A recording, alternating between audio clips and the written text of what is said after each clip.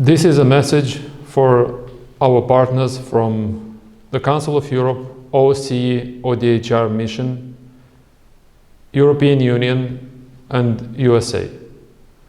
As you all know, we have on the 1st of November presidential elections.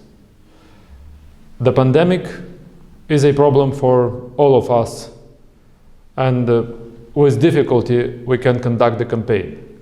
But above that, there is a bigger problem. And our problem is that we have no president at the moment in Moldova. We have a spy of Russian Federation in the office, and the presidential office. A journalistic investigation conducted by RISE and Dossier have presented proofs of the fact that Igor Dodon is coordinating his activity for years with the Russian Foreign Intelligence Service, the SVR, led by Sergei Naryshkin. This is a letter from Ambassador of Russia Vasnetsov to General of SVR Chernov, which contains the speech of Mr. Dodon at the security conference in Munich 2019, 15th of February. This document was presented by Dodon himself to Ambassador Vasnetsov, and afterwards Vasnetsov has passed the document to Moscow. After 3 days, so the document was received by Vasnetsov on 12th of February, and after 3 days Dodon has presented that speech in Munich. Later, on the 26th of February, he published this speech on the website of the Presidency of Moldova. So the citizens of Moldova received the information and the document 2 weeks later than Russia and Putin, and 3 days before the speech itself was presented to the conference. This happened last year. This year, for the elections of the president, Mr. Dodon, as a loyal spy to Russia, has called for help from Moscow. That's how it happens that in the office of Socialist Party and the campaign office of Dodon, there are some new people. In fact, this office has become a residence for officers of the 5th Department of the Russian Intelligence Service, Foreign Intelligence Service, conducted by the same Lavrov.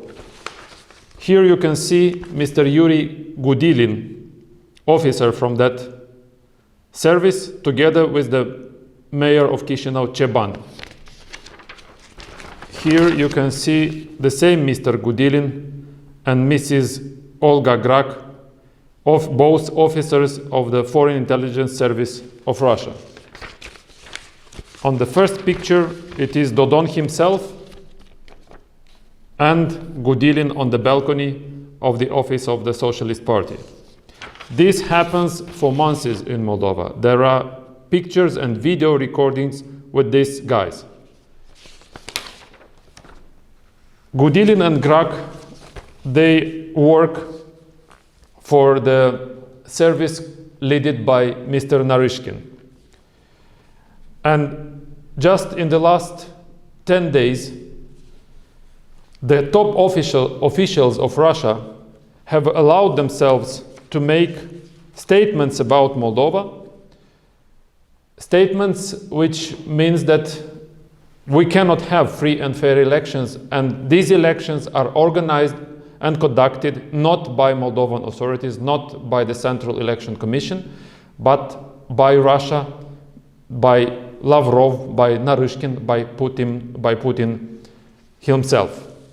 Why do I make these statements and these severe accusations?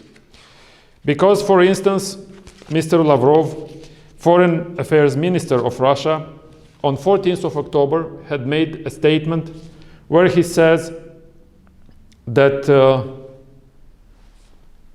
US try to create an abscess here in Moldova by influencing the elections. This is a complete false accusation and a false information. Moreover, Lavrov said that now no problem can be solved here without Russia. This was 14th of October.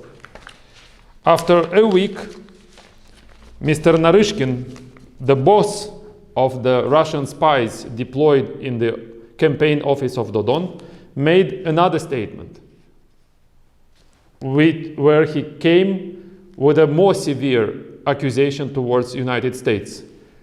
Naryshkin says that the Americans prepare a colored revolution in Moldova after 1st of November.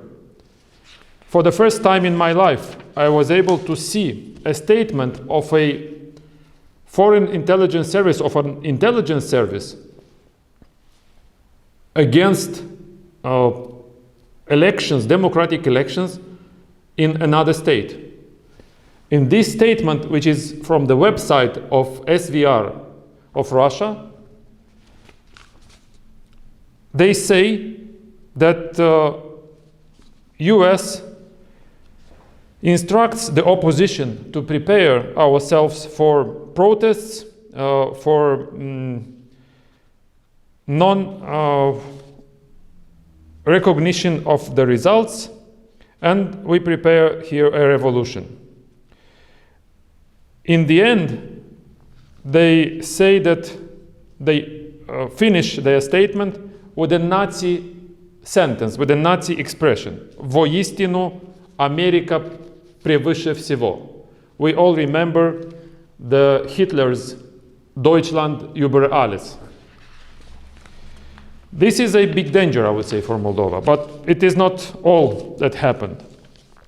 Just yesterday, Vladimir Putin himself made a statement where he endorses Dodon and calls the Moldovan citizens to vote for Dodon on 1st of November, which is a brutal break of law, of Moldovan law. And regarding all these frauds, we have addressed to the Central Election Commission with these 3 complaints against the frauds committed by the spies of Russia in Moldova, together with Dodon, together with Lavrov, Naryshkin, and Putin. And we asked the Central Election Commission to not admit anymore, to expel Dodon from the lists of candidates, and not to allow him anymore to be a candidate for the elections of 1st of November. Moreover, we addressed the Prosecutor General Office regarding the issue of sharing by Dodon his speeches from international conferences with the Foreign Intelligence Service of Russia. We do not trust, and me personally, I do not trust our institutions, because they are under a complete control of Dodon, as they were under a complete control of Plahotniuc before. But nevertheless, we do not give up. We keep fighting. And we hope that the citizens of Moldova will come to the vote on the 1st of November and will say no to this regime of spies of Russia. Nevertheless, under these circumstances, these elections cannot be considered free and fair. It is impossible. Never in Moldova we had such an open operation of intelligence services of Russia. We had involvements. It was always influence. Always we had dirty things during elections.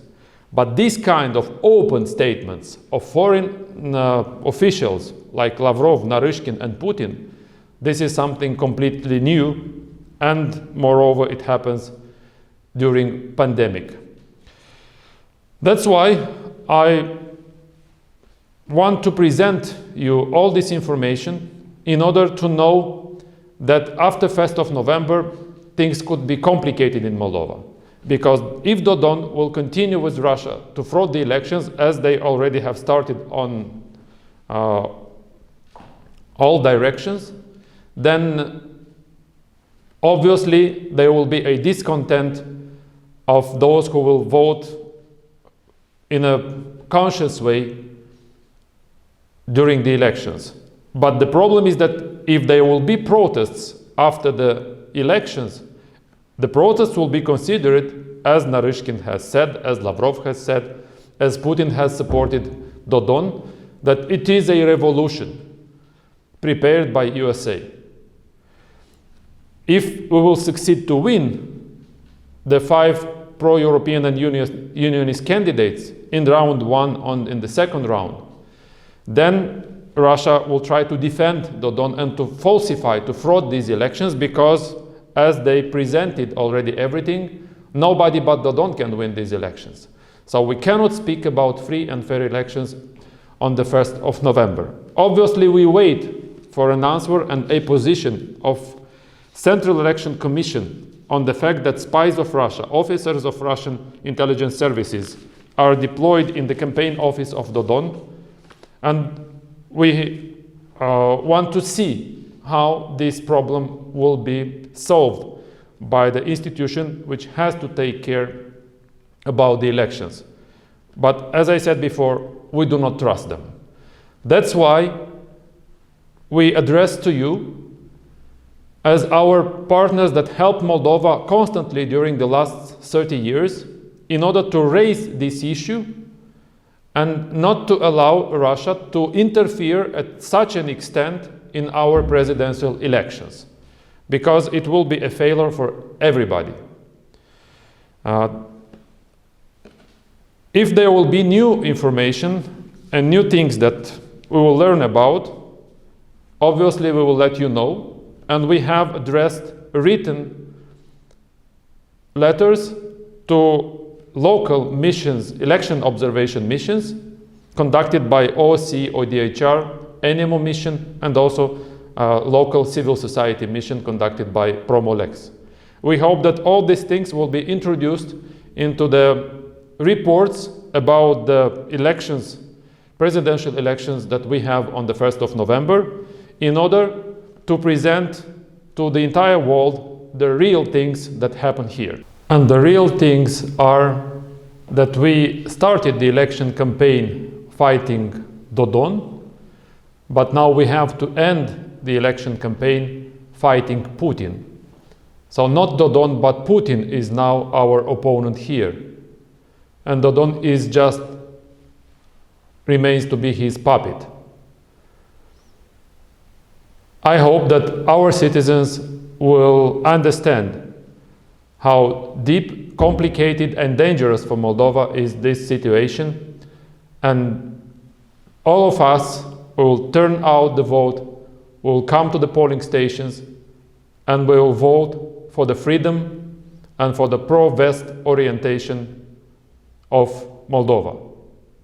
As we all say usually in such situations, I would end with God bless Moldova.